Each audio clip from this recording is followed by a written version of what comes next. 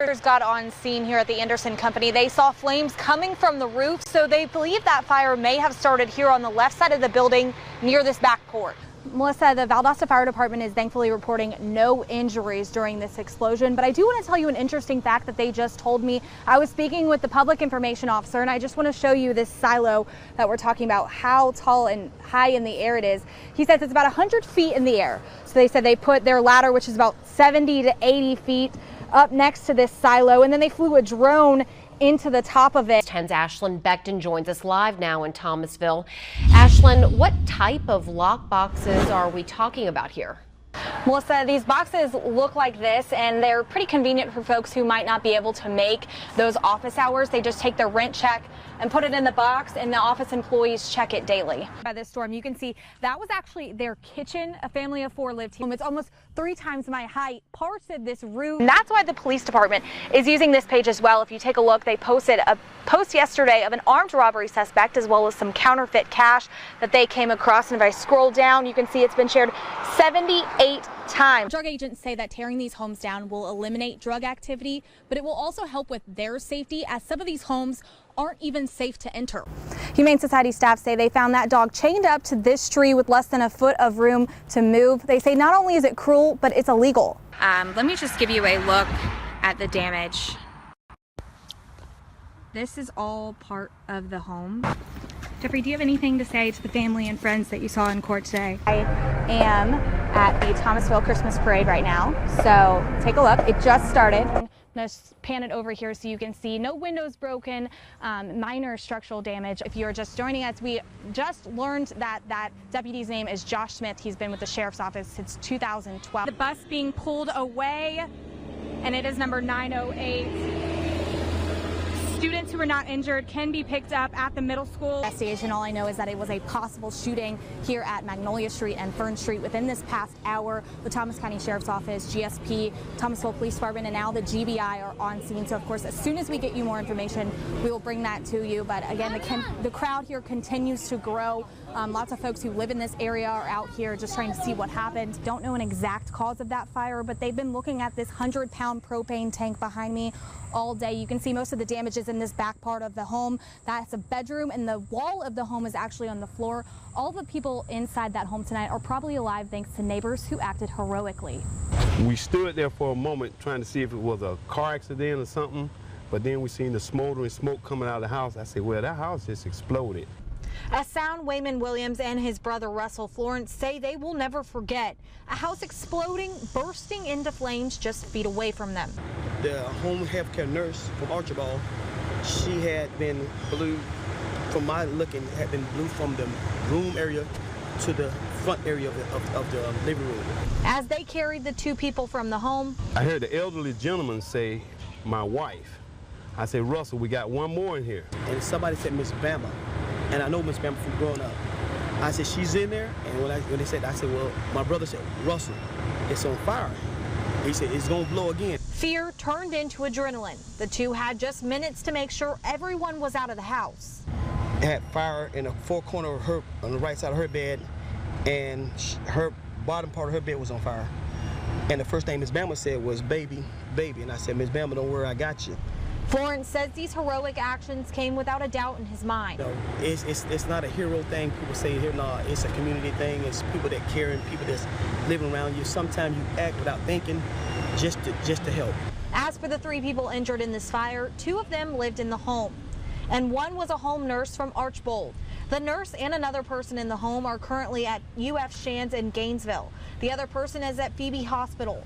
Florence and Williams say they're just glad they were in the right place at the right time. I'm glad everybody was okay, because it was terrifying to me.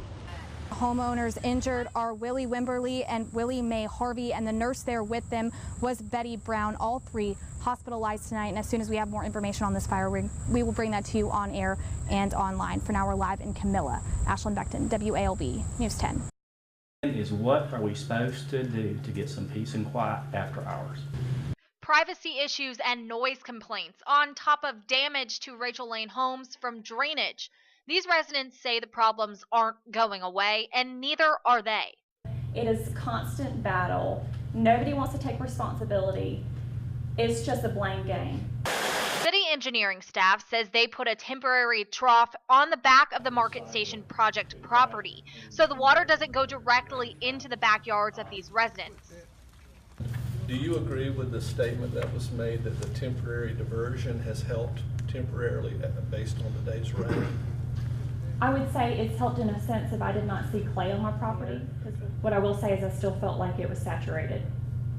Bailey says she brought her concerns to city staff in January, and she feels like something should have been done sooner. There's a problem with breakdown in communication. And yes, we seem extremely upset about this issue, but we're upset for a reason.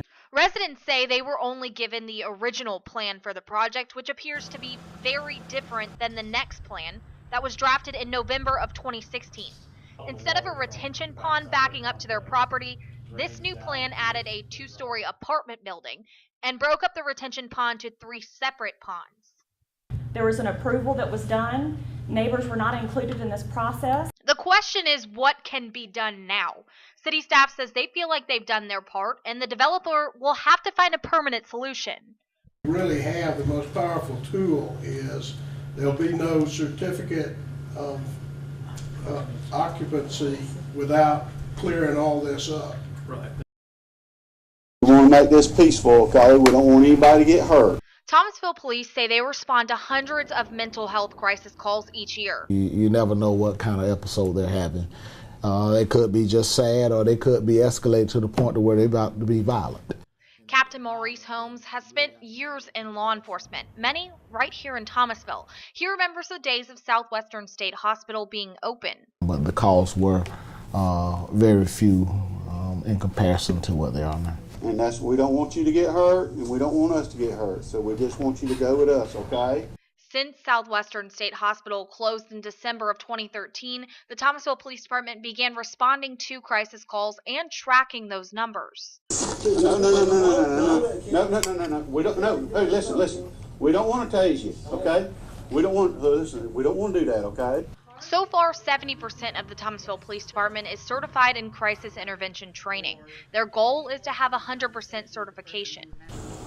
It's imperative that we be able to have dialogue with these individuals when they're in crisis to avoid possible use of force, and the end result is always you want compliance. This is a graph showing the number of calls dispatched by the Thomas County Sheriff's Office. Around 111 the year Southwestern State Hospital was open in 2013, and 998 in 2014 after it closed. From our standpoint, we don't understand why. We just know that they're there and we're having to deal with them. Last week, the sheriff and other leaders within the department met with the Department of Behavioral Health and Development Disabilities Commissioner Judy Fitzgerald to go over the numbers and to see how the state can continue to advocate for more resources to help out.